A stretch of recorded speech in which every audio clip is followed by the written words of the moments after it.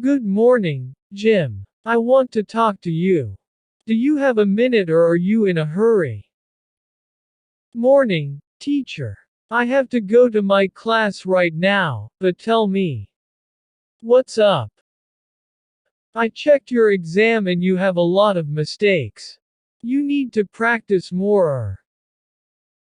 My exam? I don't think so. I have been studying a lot for that exam, teacher.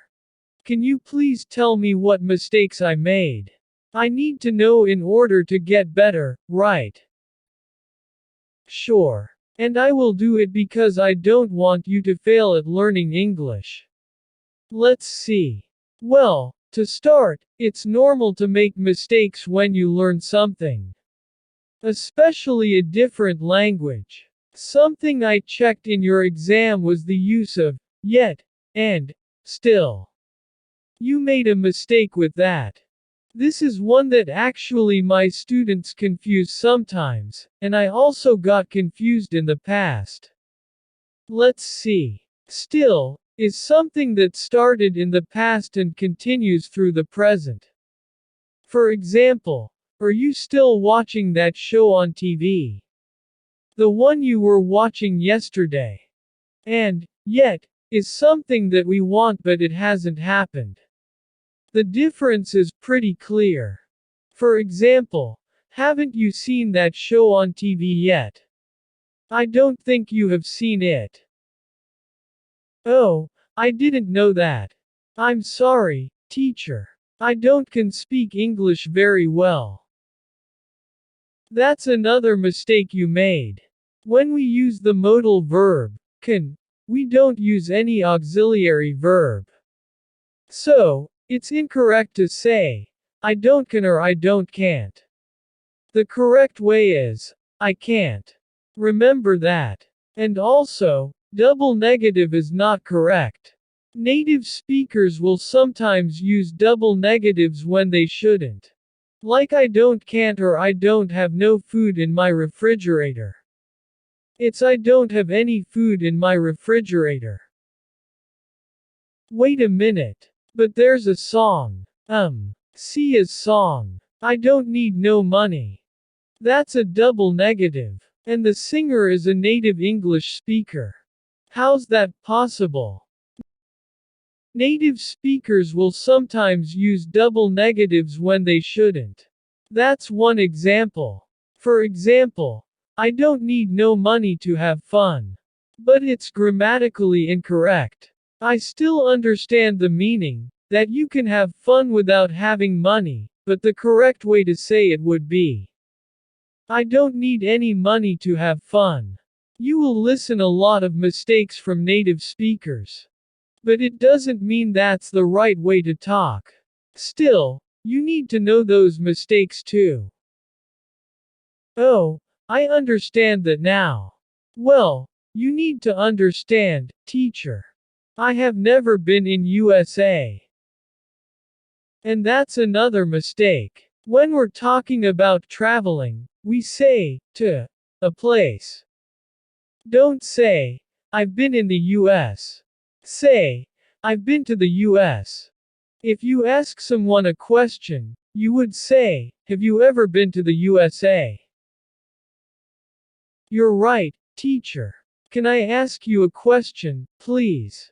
I never understood something. The difference between in and into. I don't know when or how to use it. Should I say, I live into a city, or I live in a city?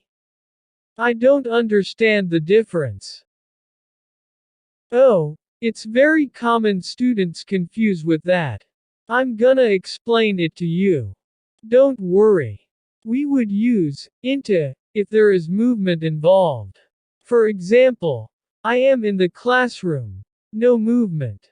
I am going into the classroom. There is movement, that's the difference.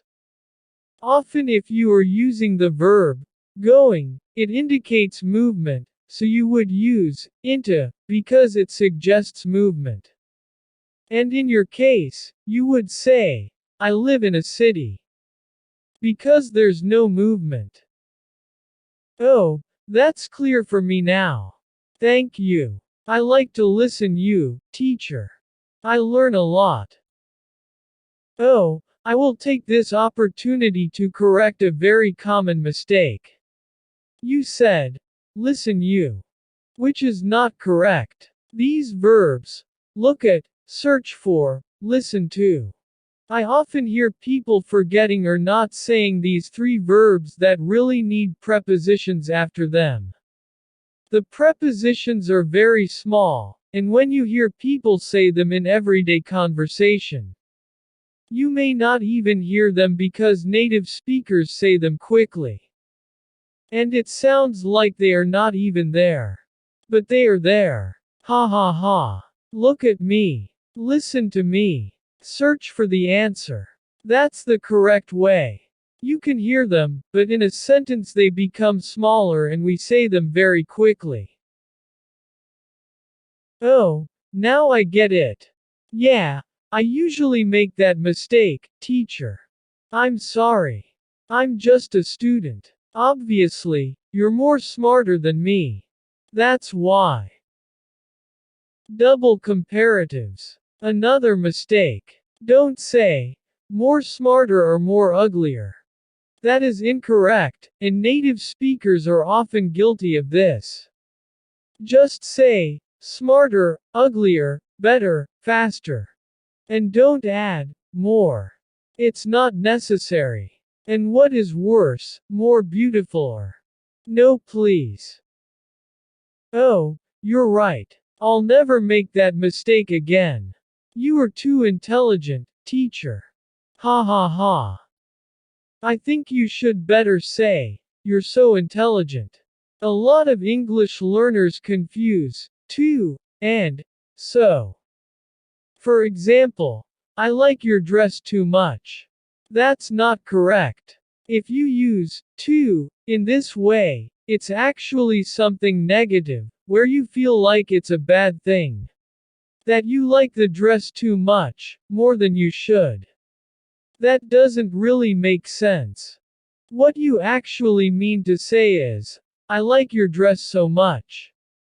In this sentence, so is similar to very. Too means in excess, so many times, too much isn't a good thing. Do you understand? Oh, sorry about that. I have a friend that lives in England and he usually makes that mistake. You mean, your friend who lives in England. If you're talking about people, use who. For example, I just texted my friend who is from France. Many people do say that. And to be honest, it's generally acceptable. But it's more correct to use who when you are talking about people. Well, I think that was enough for today. Didn't you have a class? It's very late.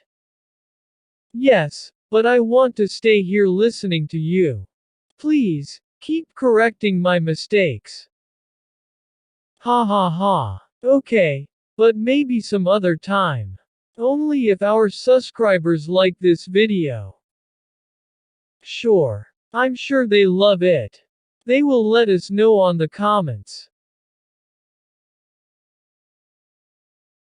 Dear listeners, I hope you like this conversation. If you cool and improve your English a little more, please subscribe to the channel and share this video with friends. And if you want to support this channel, you can join us or click on the Super Think button. Thanks.